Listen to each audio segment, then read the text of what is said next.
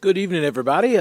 Happy Wednesday. We made it to the middle of the week, and we were finally through that first round of rain. We had heavy downpours that moved through last night into early this morning. There was lots of reports of unfortunately damage across the region. We had some flooding, had some water rescues this morning, and things have finally started to quiet up. But we're looking ahead because our next weather maker is on the way to the area. We're watching another first alert weather day issued for Friday evening and then into Saturday morning.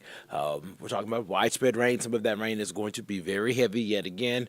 We've already picked up roughly 2 to 4 inches of rain with this system that moved through over the last 24, 36 hours. And with this new system, we're talking about another 2 to 4 inches being possible. You combine all of that, the ground is saturated out there right now tonight.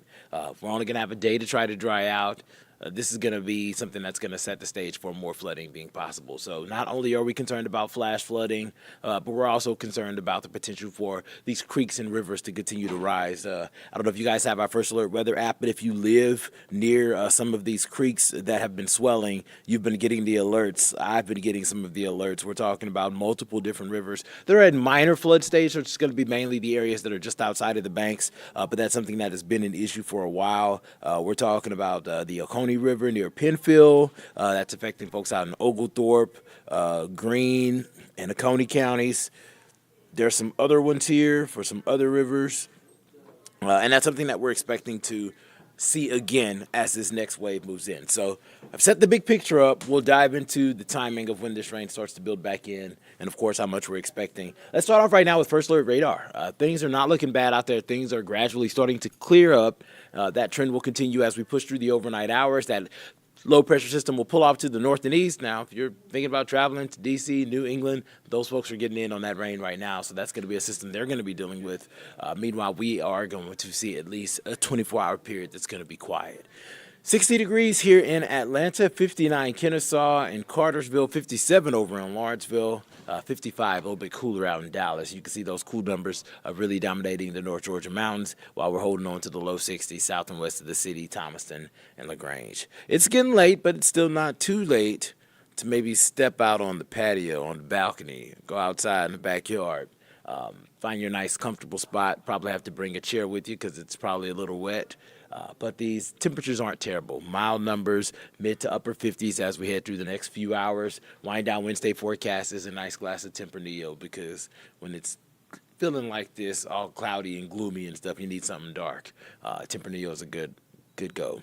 Meanwhile, we are expecting areas of patchy fog to develop through the overnight hours, and temps are going to fall into the low 50s across most of the region. So not cold, but definitely borderline chilly for some folks in the morning, but the numbers are going to improve quickly. As that morning fog mixes out, that's going to make way to partly cloudy skies. We'll finally get some sun rays hitting our skin, getting that good old vitamin D through the afternoon tomorrow. Temperatures are going to warm too as well. We'll get into the low 70s, so I don't think many folks are going to be too mad about that. Thursday was the clear pick of the week.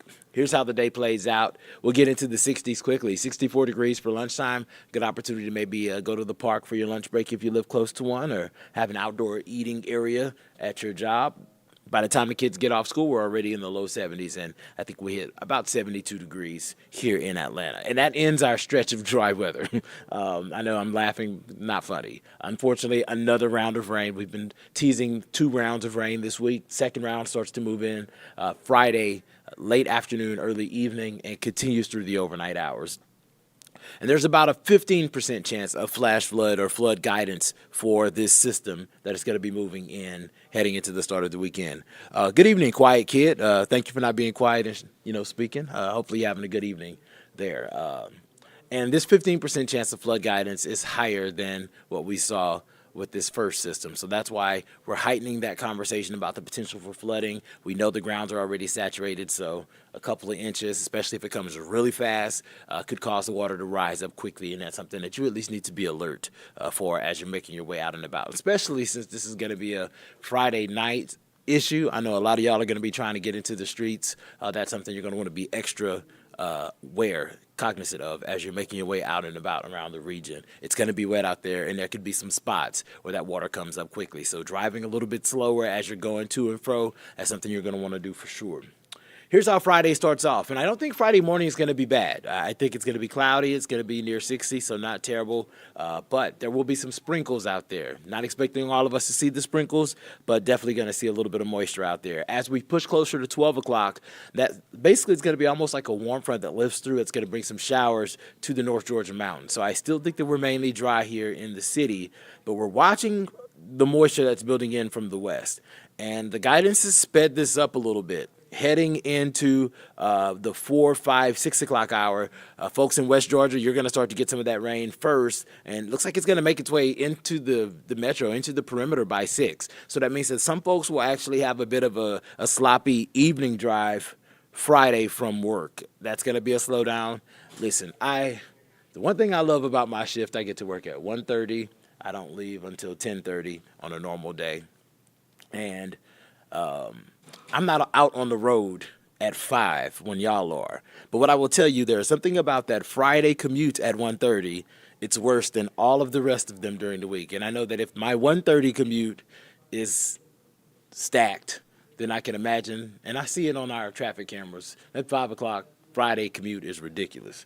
So that's something that you guys want to be aware of as you're making your way home from work on Friday. And it's only going to get worse through the evening. So here's a look at the 11 o'clock snapshot. If you have plans, I know Friday night's date night, it's night with friends, it's night for you to be out into the streets. All of those different things, it's going to be very, very soggy.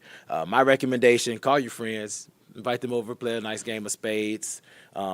I understand I'm from Louisiana, and it's a birthright to play and be very good at spades, but everybody isn't raised like that. Uno works for everyone else that's sitting at the kiddie table, but I recommend a game night Friday night because it's going to be real wet outside. Not going to be the night to be going to bars, clubs, or any of that kind of mess. First alert weather day will continue through the overnight as we have that moisture really just funneling through and just dumping rain. By 7 o'clock, I do think some folks, especially north and west, will start to dry out. We're still going to be dealing with scattered rain along and south of the I-20 corridor as we push into Saturday morning. So don't expect the morning to look great. It's going to be a little wet out there. I do believe that the second half of Saturday will trend a little bit drier. Slayer says it's good to be aware of the weather, and I agree. It's very good to be aware of the weather. I try my best to be aware of it all the time. Been that way since I was a kid. So thank y'all for joining us on this stream. So by the time this event's over, we mentioned 2 to 4 inches is what we've already seen. And this graphic here takes us from now through Saturday, keeping in mind that this rain is going to fall Friday afternoon through Saturday morning.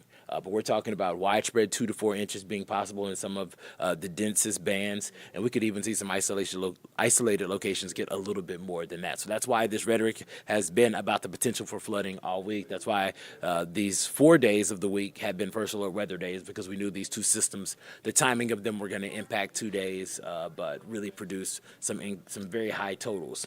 And for everyone that's thinking, we had 2 to 4 inches of rain the other day, 2 to 4 inches of rain coming this weekend. That's essentially the entire month of March's rain totals that we're supposed to get. And some areas are probably going to get a little bit more than the normal.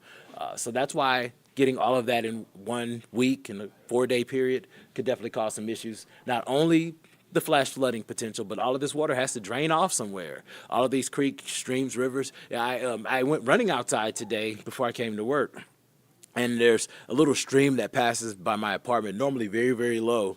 I was running along the stream, and today it was high, and it was kind of out of the banks a little bit, not really impacting anybody, but it's a thing. This water has to run off somewhere, and this is something that we're going to be watching as we head into the start of the weekend. This is definitely going to be a concern. So the risk for severe weather is on the very low end. We're going to be watching areas south of I-20. Right now, it looks like it's going to be a middle Georgia issue for the potential for severe weather, but cannot completely rule that out because it's all going to be about placement. And while we know those bands are going to be impacting our communities, still several days out. So to pick out the exact locations where those bands will be thickest, that's going to have, we're going to need a little bit of time to figure that out over the course of the next 12 hours. But right now, it does look like that greatest risk for severe weather will probably be middle South Georgia, not for us here in North Georgia.